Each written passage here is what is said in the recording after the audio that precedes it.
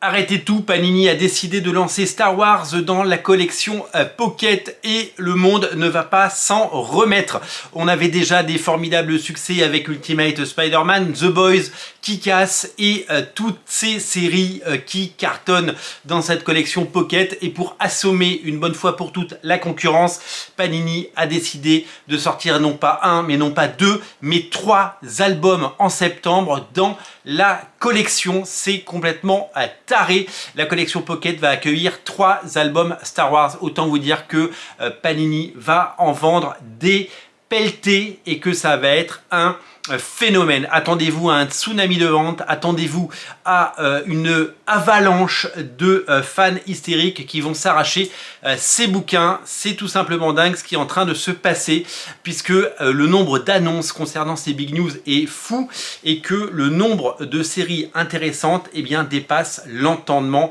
Rendez-vous compte, Star Wars, la franchise la plus populaire du cinéma, qui arrive à moins de 10 balles dans la collection Pocket, dans la collection poche de Panini. Je pense qu'il va falloir en livrer des palettes, va falloir en imprimer des quantités astronomiques, va falloir abattre des forêts entières pour pouvoir satisfaire la demande. Alors qu'est-ce qu'on a au programme en septembre 2025 sur la planète Star Wars dans la collection Pocket? Cette collection, vous connaissez ces petits prix, ces bouquins qui tiennent dans la poche et qui sont un formidable succès. Je vous rappelle que Panini en a écoulé pas moins de 150 000 en année 1 en 2024. Autant vous dire que ce sont des chiffres pharaoniques, ces 150 000 actes d'achat qui n'auraient pas eu lieu si cette collection n'avait tout simplement pas existé. Et donc ces 150 000 personnes qui soit étaient déjà des lecteurs de comics qui ont pu compléter des collections ou découvrir des œuvres qu'ils ne connaissaient pas, soit des gens qui tout simplement ne lisaient pas de comics parce que la barrière du prix reste forte et importante dans les comics. À 10 balles, ça permet évidemment de tester et de tenter des choses, ça permet de se faire un budget, c'est simple. Il sort à peu près 4 ou 5 Panini Pocket par salve tous les 3 mois. Si vous en achetez un par mois, 10 €, je pense qu'on peut mettre 10 € dans les comics quand on a cette passion, c'est une somme qu'on peut mettre sans problème. Et bien vous pouvez vous faire une collection en quelques mois, ça fait 12 albums par an. Et ça fait 24 albums au bout de 2 ans. Et là, ça fait des collections de dingue.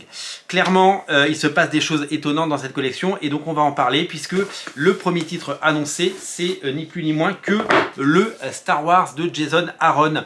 Le Star Wars de Jason Aaron et Monsieur John Cassaday. Premier numéro qui va comporter pas moins de 12 numéros. 12 numéros, rendez-vous compte. C'est absolument fou. 12 numéros de cette saga lancée il y a... oulala, c'est quand l'année?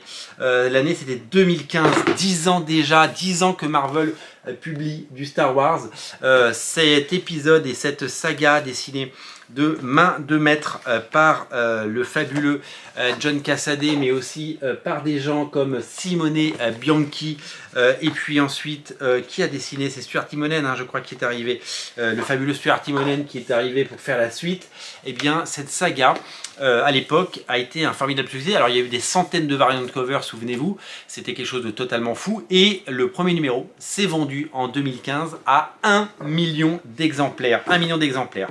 Donc vous allez avoir les 6 premiers numéros, les 12 premiers numéros de la série Star Wars dans un premier album, et ça c'est vraiment génial. Et dans le deuxième album, vous allez avoir les 12 premiers numéros de la série Sœur, la série sur Dark Vador, scénarisée par Kieron Gillen et dessinée par le fantastique Salvador Larroca, qui a fait certainement un de ses meilleurs boulots sur cette saga. Formidable et incroyable run d'exception qui aboutit vers un crossover, puisqu'au bout de 12 numéros de Star Wars et 12 numéros de Dark Vador, il y a eu un crossover qui s'appelait Vador abattu, Vador Down en anglais.